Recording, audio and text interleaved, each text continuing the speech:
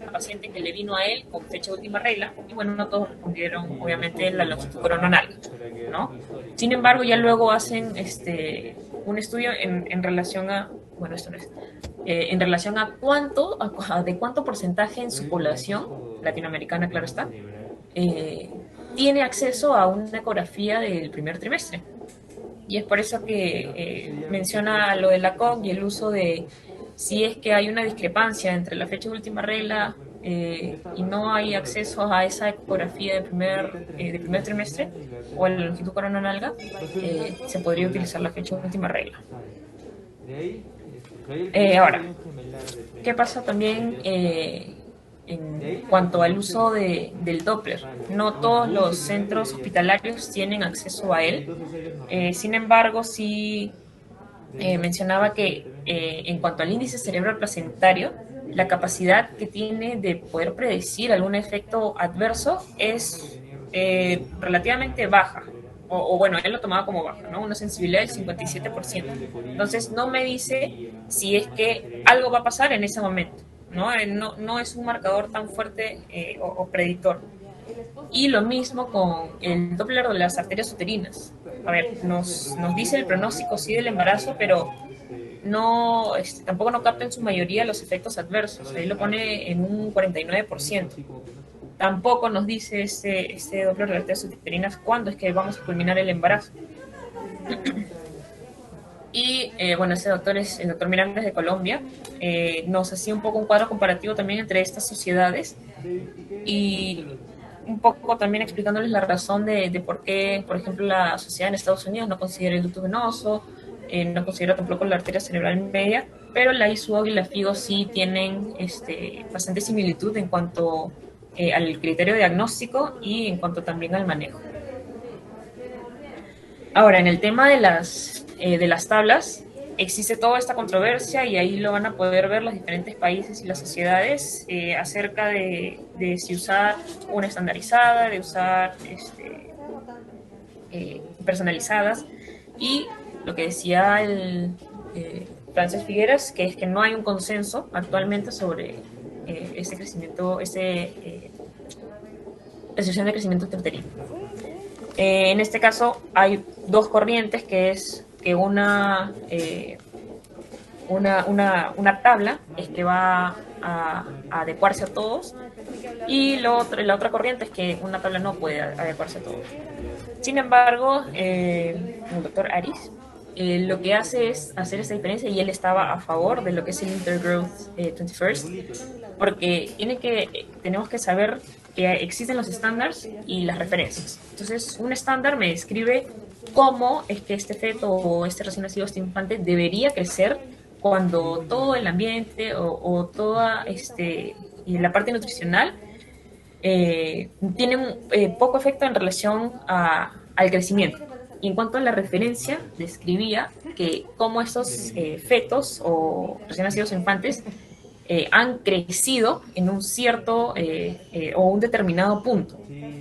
Entonces, lo que él decía es que para poder nosotros hacer un estándar, que es lo que está o lo que planea con el Intergrowth, necesitamos tener a la población saludable. Entonces, de todas estas ciudades que estén aquí, se tomaron poblaciones saludables que no tenían anemia, que no tenían infecciones, etc. Entonces, y dentro de estas poblaciones saludables, agruparon a lo que son las mujeres saludables o la población sana, ¿no? Entonces, con nutrición adecuada, con cero enfermedades. Y lo que se vio es que no había mayores diferencias en el potencial de crecimiento entre estas poblaciones sanas, ¿no? Con una nutrición adecuada, las diferencias eran pequeñas. Sin embargo, sabemos que el peso al nacer en la India es mucho más bajo de lo que podría ser en países como, en este caso, UK, que que puso él esa imagen de The Guardian. Pero la pregunta, lo que él decía era que no, ya sabemos que el peso al nacer en la India es mucho más bajo, pero debería ser así de bajo, y es por eso que da estas tres curvas o curvas de Gauss, siendo la del centro la que debería ser o abarcar para todos, en poblaciones sanas, obviamente. Entonces, aquí lo que recalcaba era que tienes que pensar que estamos hablando de una población saludable, como lo ha hecho este Intergrowth y en estas 9 ciudades, para poder pasarte y pensar que una tabla sí podría adecuarse a toda la población, ¿no? Porque, ¿qué pasa? En la India esperarías una gráfica como es la de la izquierda, y con bajo peso al nacer. Y en la gráfica de la derecha esperarías en poblaciones como Estados Unidos o Inglaterra, en donde hay obesidad tanto en la madre como en los niños, entonces hay altos niveles de macrosomía. Ahora, en contra estaba el doctor Gardossi, en donde decía que el estudio de la OMS, ¿no? Donde no las diferencias que te decía que no había en el Intergrowth, acá te decía que sí hay diferencias significativas entre países y que estas tablas de crecimiento deberían adecuarse a las poblaciones de los individuos en que se están estudiando.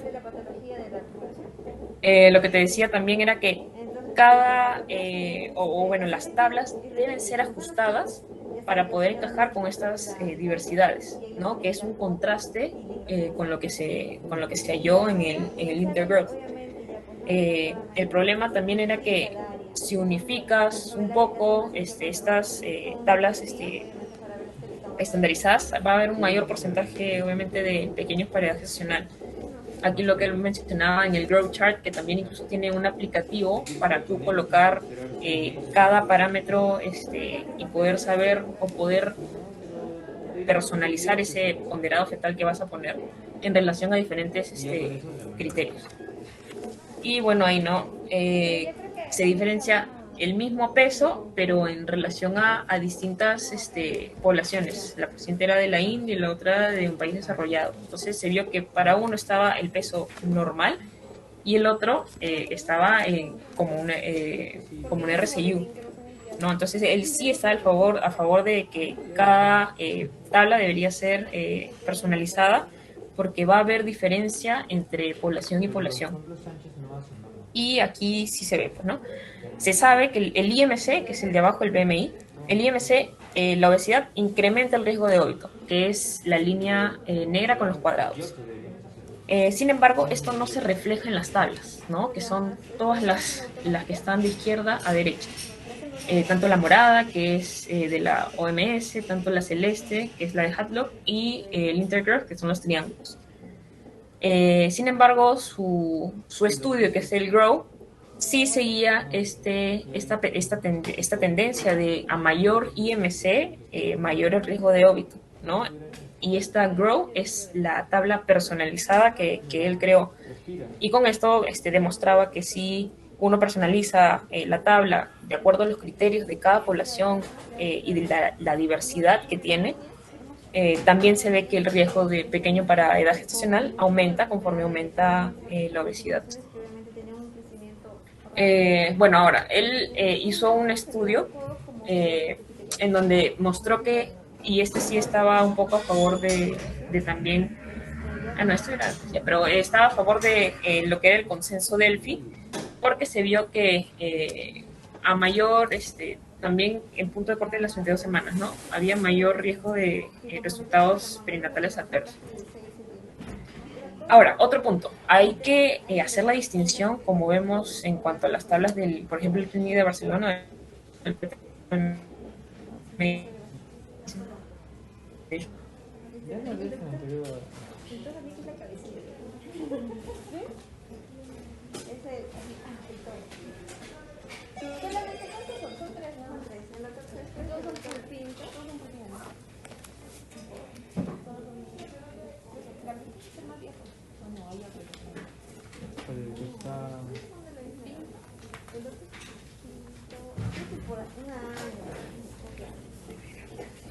Pero son de la misma promoción.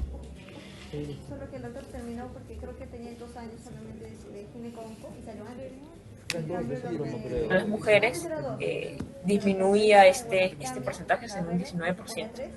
Y lo que sucedía era que si tú no personalizabas, o no, claro, no personalizabas en relación al sexo o hacías esta distinción, eh, no había un incremento en cuanto al riesgo de óbito en relación a las mujeres, pero sí había riesgo de tener un parto prematuro o mayor riesgo por la prematuridad.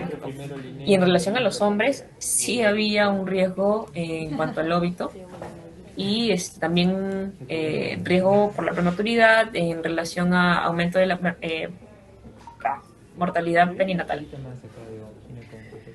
Ahora, en relación a los outcomes, que son los resultados, en este caso se vio en cuanto al crecimiento a nivel, en cuanto al desarrollo o al resultado del neurodesarrollo, sí se vio que el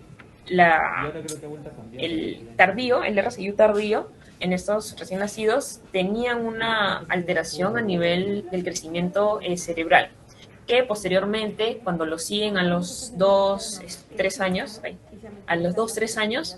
se veía el resultado o alteración a nivel del neurodesarrollo, sea cognitivo, sea de lenguaje, sea a nivel motor. Y este estudio de aquí, que ya es de España también, hablaba más que todo acerca del manejo conservador que puede tener la recepción de crecimiento fetal en relación a los que son de bajo riesgo, ¿no? Y ahí los ponía de bajo riesgo aquellos que tenían ponderado fetal entre el 5 y 10 percentil, con un Doppler normal y que no haya una alteración o una caída, perdón, de lo que es la circunferencia abdominal más de 50 percentiles. Lo que vieron es que este manejo conservador, solo en bajo riesgo de RCU, perdón, era seguro y que estaba asociada con morbilidad tanto neonatal y materna baja. Ahora, ¿qué vamos a ver aquí? Ya. Más que todo era ya casi la última diapositiva, porque como les dije es básicamente RCU. Si quieren hay que pasar los videos para otra persona que pueda exponer solo el tema de ginecología o solo el tema de espectro de placentario, porque hay muchos temas por abarcar en relación a este último congreso de ISUO, pero me quedo con esta diapositiva, que me pareció muy interesante, porque todo está relacionado y cada decisión que tomemos, como bien sale aquí en la derecha, programa, ¿no? Y genera una impronta. Todo lo que podamos hacer en el primer y segundo trimestre tiene una razón de ser, sí.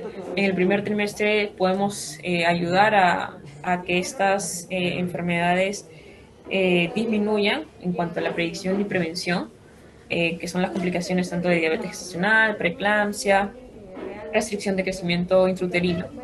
Sin embargo, el manejo preconcepcional es una de las cosas más importantes en ese tema de prevención de estas enfermedades, ¿no? El manejo que se le hace a la paciente en consultorio en relación a la parte nutricional, a la parte ya de alteraciones quizás cardiovasculares, entre otras cosas. Todo lo que se pueda o con lo que llegue la paciente a nuestro consultorio va a ser el resultado de lo que ha hecho durante todo ese proceso previo, que es, por ejemplo, la obesidad, tanto infantil como en la adultez, la resistencia a la insulina que quizás hubo neonatal, que también fue producto del embarazo en que estuvo, el síndrome ovario poliquístico. Todo guarda relación, pero que aún puede ser manejado a nivel preconcepcional para que en el primer trimestre se puedan disminuir estas complicaciones. Y ya en el segundo y tercer trimestre, donde básicamente todo está hecho, el manejo y el tratamiento y el seguimiento que se le hace a las pacientes para igual tratar de disminuir las complicaciones en el embarazo. Básicamente eso es todo.